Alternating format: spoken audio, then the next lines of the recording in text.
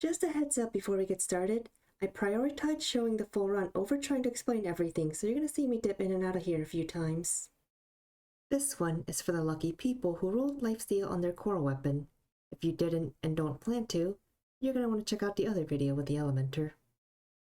Anyway, getting into this first pool here, I've heard people do the sharks in 3 pools, some do it in 2.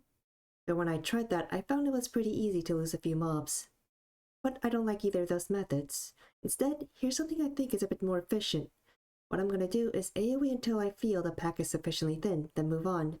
The next set of mobs is never so far that you lose any of the mobs you didn't finish off. Unless you get really unlucky with hurt, of course. I've had some mobs at least because somehow they just always took really low damage from hurt. I really need to fix that. So you might be thinking, how do I decide when the mobs are sufficiently thinned? Personally, I just use the counter here, for the first 200 anyway. Once the counter says I've killed around 20 mobs, I wait for Merc to expire, then start the next pull. Works well enough, until Merman at least. As for how to actually play the AoE itself, when you're getting ready to start DPSing, watch where your RM is positioned relative to where the mobs are. You need the stun from Merc to help you stay alive, and while position lag does add some uncertainty, having your RM on the same side of the mobs makes position lag much less likely to be an issue. It's also not hard to check if Merc is hitting everything since dot ticks have a different color. If Merc isn't hitting, your RM needs to reposition accordingly. Also, don't use gravity well here. I know it's great for outside leveling because you could slow the mobs and maybe kill them before they hit you sometimes. But here the mobs have 10 times more HP and hit a lot harder. It's much more consistent to try and have all the mobs collapse on you at once, while you have Barrier of Life up and have your RM Merc sooner.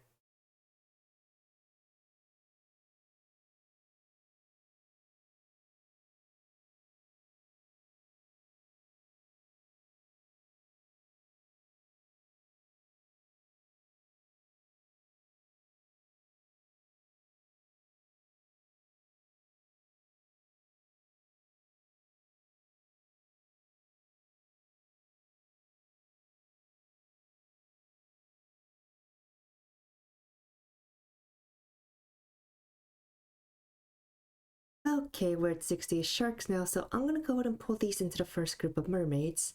And the people who know what these mermaids do probably notice the problem.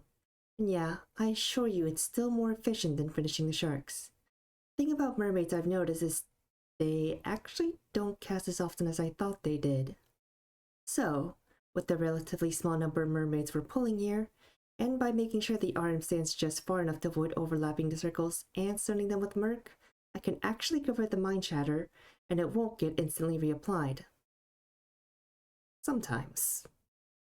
If the RM cares at all, it can actually watch the circles and convert right after Mind Shatter gets applied. Also, some landmarks I want to point out here. You see these tiles in the middle? When you're about 60 mobs cleared, don't go past the first tile in front of you. Once you've finished the remaining sharks, you can pull everything up to and slightly past the tiles, but don't go past this last tile.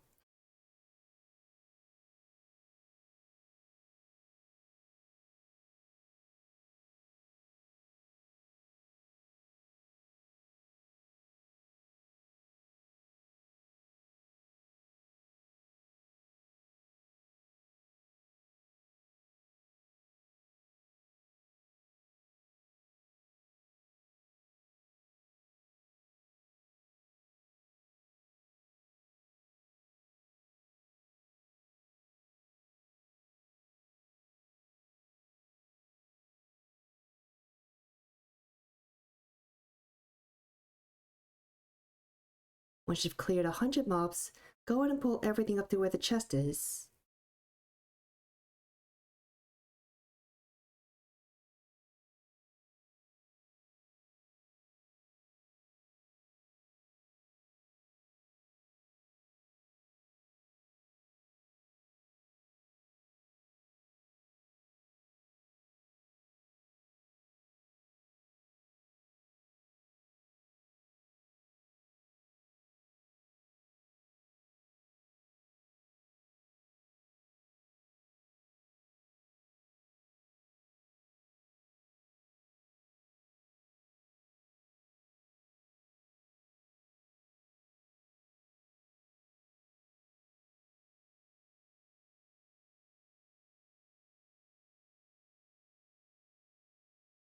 Once you're at 120 mobs cleared, you can pull the rest of the mermaids, and go ahead and pull a few of the cunning mermen alongside them. So, there's a major problem with this playstyle when you reach merman. When they die, they give a 50% attack buff to other mobs with the same name, which means when you pull a half-dead merman into another pack of mermen, the mobs have their attack buff for longer than if you just finished each AoE normally. But there is a workaround. Remember, they only buff mobs with the same name. So if you have half-dead cunning mermen, but pull lurking mermen or giant turtles, the attack buff doesn't spread. Which is a little difficult since you kind of have to get through the cunning merman to reach either of those mobs. Easiest way, just try to stick close to a wall so you minimize pulling unwanted cunning mermen.